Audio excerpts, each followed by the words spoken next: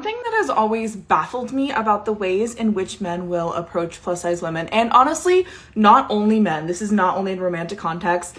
So, right from the start, you frame this like a sociology lecture. But let's stop and ask, why are people even complimenting plus-size women in contrast to thin Barbie dolls? It's not some mysterious hierarchy problem. It's a basic social pattern where people overcorrect. And the reality is, attraction has always been tied to visible cues of health and fitness.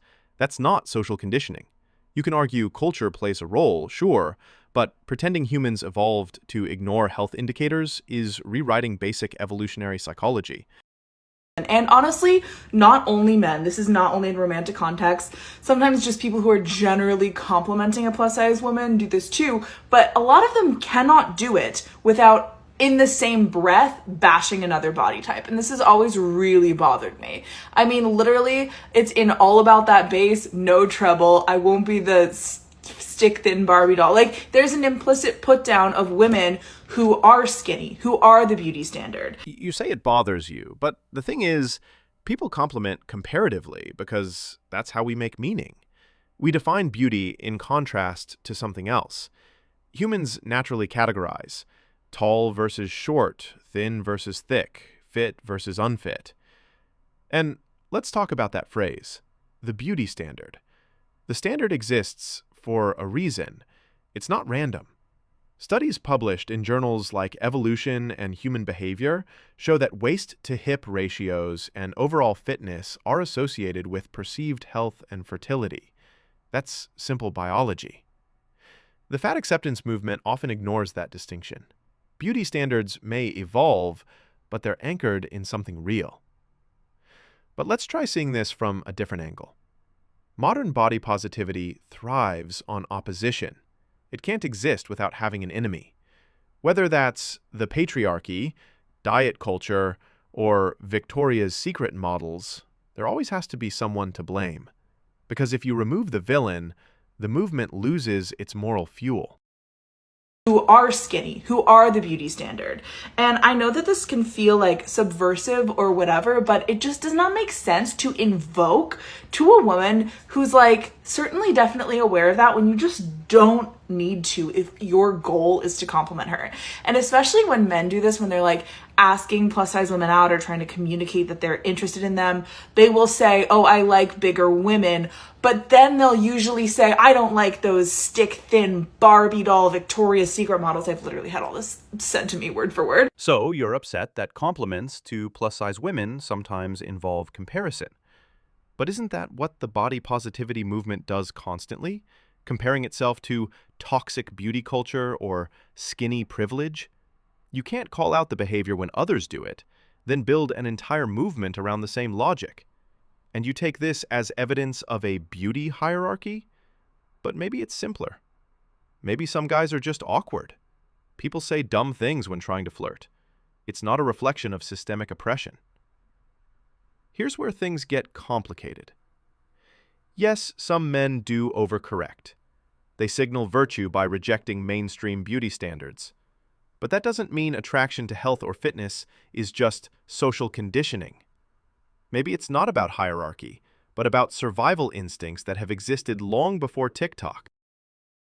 And I realized that I think what it is that they are so attached to the idea of beauty hierarchy that they can conceive of plus size women being attractive in some way, but they can't conceive of being attracted to something that's not on top of the beauty hierarchy. So instead, they have to make up their own beauty hierarchy and feel like they're the only one who sees the truth, which is that actually it's better to be bigger, and being bigger is more attractive. This is an interesting take, but it misses the big thing.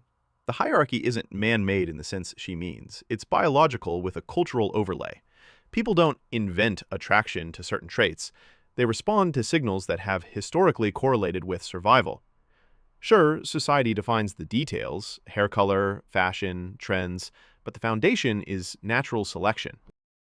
It's better to be bigger, and being bigger is more attractive. Because a simple different people like different things, or we've had this social beauty norm conditioned to us that isn't what everybody likes, is just too much for their brain to comprehend. They have to be right. They have to be like superior in some way for finding this thing attractive that nobody else does. Because the alternative, of course, is being inferior. You only like this inferior type of woman because you yourself are inferior, or you're broken, or something like that. So instead, they turn it around to make themselves seem like this sort of benevolent person or this special person. You interpret this as arrogance, but maybe it's just people trying to be kind in a clumsy way. Compliments don't always carry deep philosophical meaning. Overanalyzing that turns ordinary behavior into imagined oppression. Or maybe, and this might sound crazy, they're just trying to rationalize being attracted to something that biology hasn't wired them for. Because deep down, people know health and vitality are universally desirable. That's why fat acceptance has to constantly justify itself. It's arguing against the most primal human software. No one writes essays defending their attraction to fit people, because that attraction is inherently self-explanatory.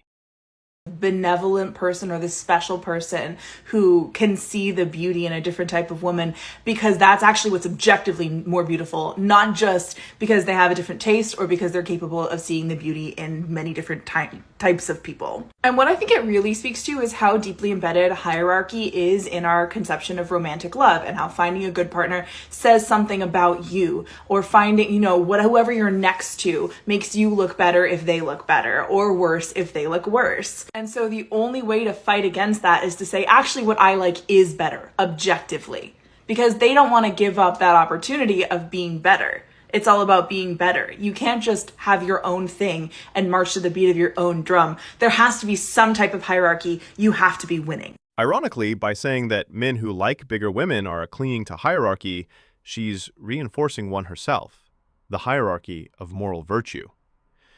In body positivity culture, moral worth replaces physical health. If you reject beauty norms, you're enlightened. If you question them, you're oppressive. This is once again very contrary to my experience. I guess it goes to show that reality is subjective as it is dependent on perspective. Women have a similar issue with fat guys, to be honest. I've only ever received backhanded compliments from women. Sucks all around, I think.